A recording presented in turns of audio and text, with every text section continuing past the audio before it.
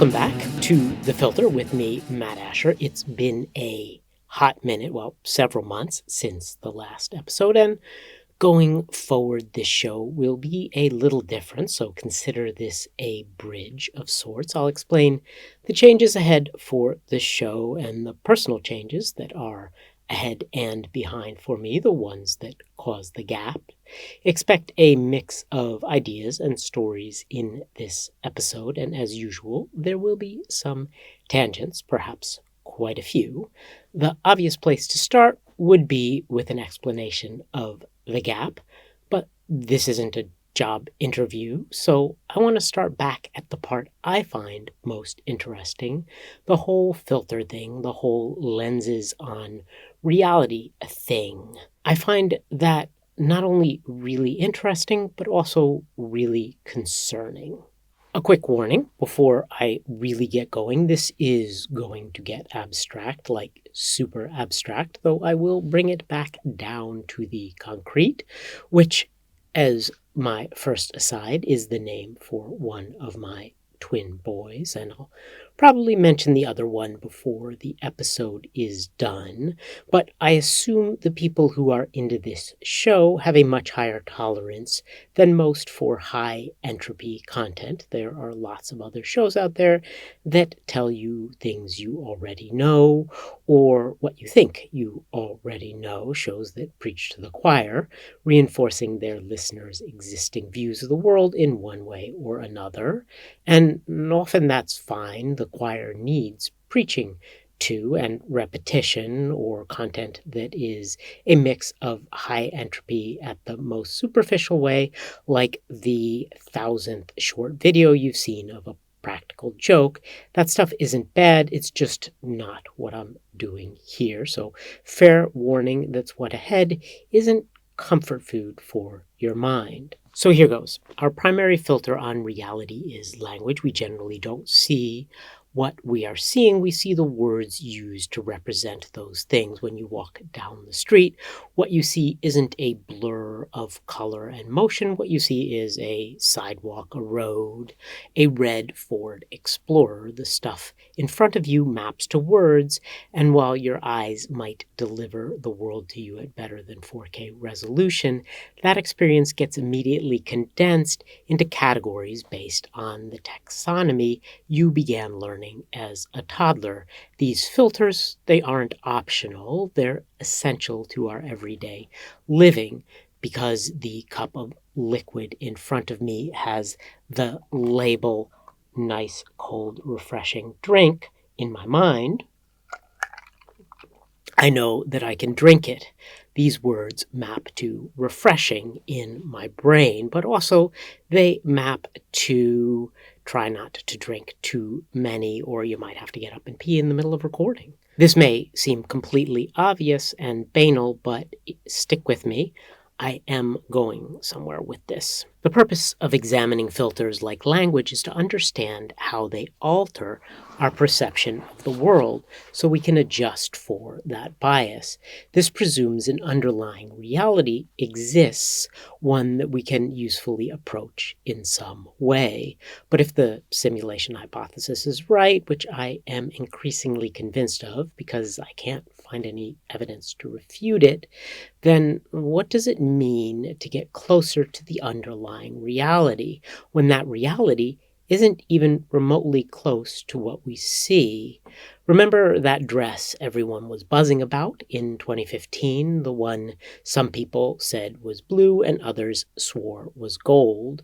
What if there was no dress and the reality was we were each seeing a matrix of pixel data stored in an image file that had been rendered onto our LCD screens according to a set of rules defined by the JPEG standard? In other words, what if reality went no deeper than the data and algorithms that rendered the digital images we perceived? If our world itself is built with something like code, then all experiences are of projections. We really are in a position as epistemologically retarded as the prisoner in Plato's cave, who knows the real world only from flat and distorted shadows that are cast onto the stone walls.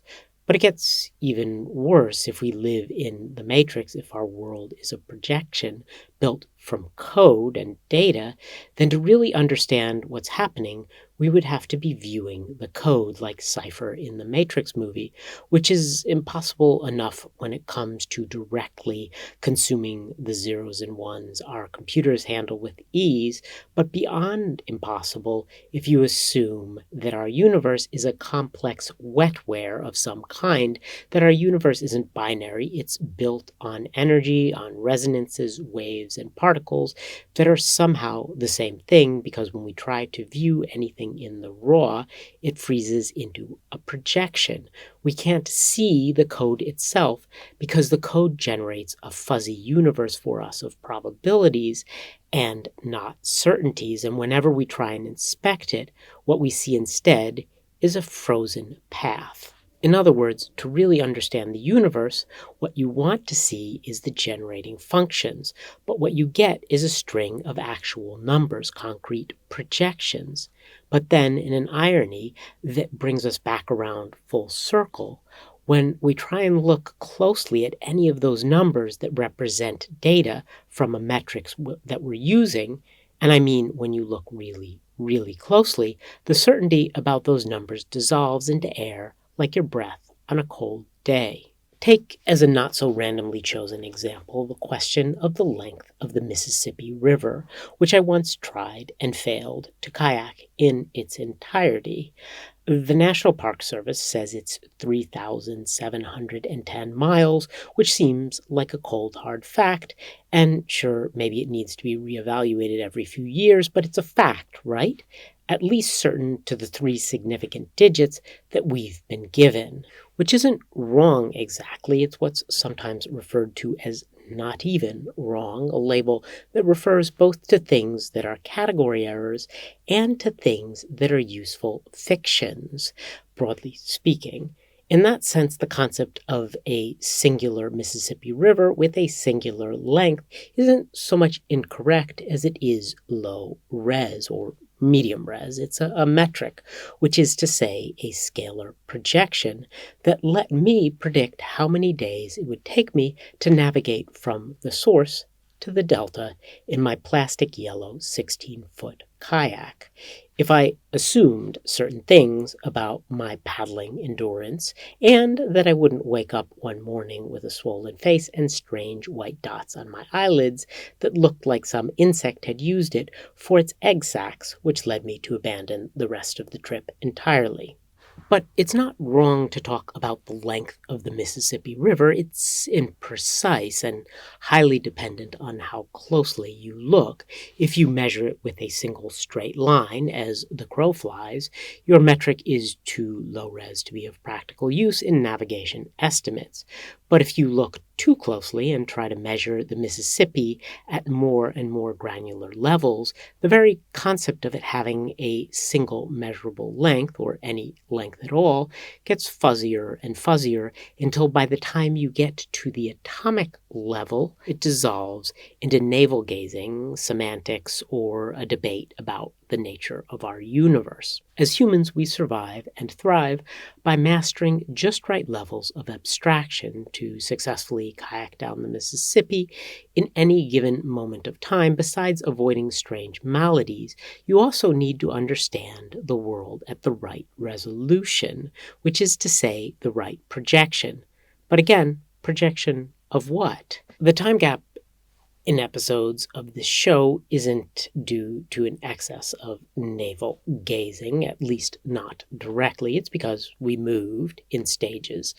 Readers of my blog at mattasher.substack.com will know that I moved my family out of Florida, and if you're interested in why we left, check out my post titled Flex It. After leaving the Florida Keys, we spent a couple weeks in Miami, then a couple more in Canada, visiting my wife's family and lining up a place to live where I am right now, which is Europe, in the Netherlands, in Amsterdam, in a neighborhood that is labeled on the maps West-Indiesbuurt, but no one seems to recognize that label, and I don't have a better one, so I keep trying out different descriptions, but geographically, it's about a 20-minute walk from the beginning of the downtown core, which is the area you almost certainly picture if you visited Amsterdam or seen photos of it, with all the canals and tall brick row houses. We moved here in part because of the particularities of the local real estate market, which I'm planning to invest in once our Florida home sells, but also because neighborhoods like the one we settled in exist here. I understand that some on the left are using the label of the 15-minute city as a weaponized justification to restrict freedom of movement and punish car owners. Those political efforts need to be resisted by any and all effective means, and the people who push them should be dealt with as the petty and sometimes not so petty tyrants that they are, but don't let that color your view of actual walkable neighborhoods, which are glorious. Within a 5-minute walk of our apartment here, we have several coffee shops, including both the kind that sell coffee and what the Dutch call a coffee shop, which is actually a place to buy and sometimes smoke weed. We have 2 grocery stores, one of them quite good, a gym, 2 small playgrounds for concrete and aero. Our kid's doctor is a 2-minute walk from us, facing one of those playgrounds. We're just blocks away from a dozen restaurants, including a really good Italian place right on the corner of a residential street. I like driving as much as anyone, and I miss my little black sports car, but the quality of life in a place with high population density and relaxed zoning laws is just so much better than needing to drive everywhere. It would be nice if the Dutch learned to pick up after their dogs, so I didn't have to avoid the many sidewalk poop bombs, but we don't get everything, do we? I should deal with the fact that some of the things you do get here in Amsterdam, and I alluded to one of them already, those things the city is famous for, they are generally considered vices and often crimes, depending on where you live. I'm talking, of course, about pot and prostitution, which are both openly available, though both also controlled and corralled, though as mentioned, that doesn't mean you can't buy weed right in your neighborhood. And as another aside, there's this chain of pot stores that has an outlet within a couple blocks of us that's impossibly clean, and the people behind the counter all wear white lab coats, and they have a guy out front in a dark jacket and black felt top hat and a chest camera pointing outward, and I can never tell whether the whole vibe there is disturbing or just absurd, but I always nod to the doorman on the way by because, of course. People are understandably curious about my relationship to the vice thing, just as they were back when we lived near the beer-soaked mini-city of Key West, which is jokingly run by the drag queen mafia. There's a split in the liberty movement, which I still identify with broadly, between those who are libertarian because they want to live a libertine lifestyle in peace, and those who are libertarian because they want their God-fearing, homeschooling, homesteading family of 10 to be left to live in peace. Both sides are suspicious of the other, and perhaps for good reason. The thing both sides get wrong, but especially the Christian conservative crew, is that permissively liberal cultures have to go hand in hand with insufferably left-wing or woke politics. That presumption is too simplistic and sometimes backwards. Both Key West and Amsterdam have long histories of accommodating tourist populations that over the course of the year vastly outnumber the residents. My own experience is that places like these, with a long history of accommodating degeneracy, as well as the kinds of tourists that draws, also have certain antibodies against the harm that these things can do. If they didn't, the litter alone would have buried them deeper than the ashes from Pompeii within a month. For me, this is the beginning of my 3rd round of life as an expat. In my 20s, I spent a few years in Bolivia. In my 30s and 40s, I spent a dozen years in Canada. We've now been here in the Netherlands for a couple months and hope to stay for a long time. time, in part because one more long-distance move might just kill me. Among the many things I like about living abroad, at least at first, is how it allows me to tune out politics. When we first arrived here, there was an election, and the only thing I really learned about it was the Dutch word for voting. Yes, I am aware of the broader political climate and very interested in the fight between the Dutch farmers and the EU supporting commies, but mostly for now and hopefully for a long time still, I can tune these things out beyond how they affect my possible investment in local real estate. As they say, not my monkey, not my circus, at least not yet. I was doing a good job of ignoring local politics in Canada and even enjoyed the Rob Ford show as pure entertainment. He was, as you may recall, Toronto's obese, crack smoking mayor with zero filter on what he was willing to say, like when asked about allegations of infidelity, and he responded that he had more than enough to eat at home.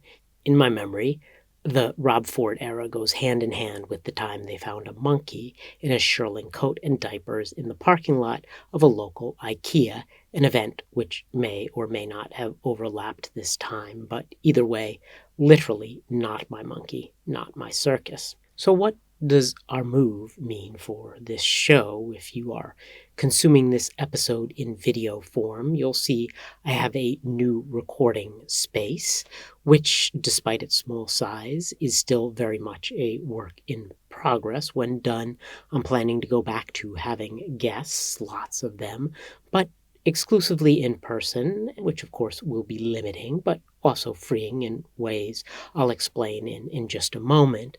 I'll be working on a pilot for season 2 of The Mattasher Show, and by the way, season 1 is still available to stream for free at pbs.org or using their app. This next season may or may not be appropriate to air over the airwaves, as I'm tentatively planning to subtitle it Unfiltered in Amsterdam and take my conversations with others in a more personal direction. I'll still be talking about all of the things that I like to talk about, and if you want a feel for those, you can browse back through the podcast archive at mattasher.com. But I'm also interested in having more freeform, unconstrained conversations in a studio I hope will be very gezellig, the Dutch word for cozy, and a concept that seems to be at the core of the culture here. What does it mean for the filter to be more unfiltered? I'm not sure exactly, but I know that the richest experiences and often the most pleasant states of mind happen when we can at least partly drop the layers of abstraction that prevent us from taking in our world in a more raw way. Maybe we are, as I suspect, randomization devices living in a simulated universe and tasked with solving some complex problem for our creators, problems like how to have godlike powers without self-destructing. And those layers of abstraction may be the key to our role as actual computers. But there must be some reason we also crave the unmediated, the more directly experiential. In conversation, dropping the filter means speaking honestly in ways that are extremely hard. We tend to hide ourselves all of the time, and for good reason. I don't know if there is a true you, but I know for sure that certain things remain unexposed, self-centered in the broadest sense. This will always be the case for humans as we tend to curate ourselves, which I think is inevitable for social animals, at least the ones who haven't gone insane. But that doesn't mean we can't have some conversations unburdened by concerns about how they will be perceived by others. The gamble I'm making here with this new phase of the show is that such conversations can still be had and that I can have them and that they will be interesting to others. How well that gamble turns out is to a large extent in your hands as well as mine. I certainly hope you stick around to see how it turns out. One postscript. And an interesting coincidence of sorts, the music that began and will shortly end this episode is by a group called Black Box Red, and I first used it for a podcast episode that I recorded maybe 7 years ago. It was a statistics blog podcast about the problem of points, which is one of the earliest problems in probability theory. And I found out recently, as I went back around to reuse this music for this episode, that it was recorded actually not far from where I'm living right now, and in the outskirts of a place called Fondle Park. So I hope you enjoy that and continue to enjoy the Mattasher Show as it evolves, or The Filter, or The Filter Unfiltered.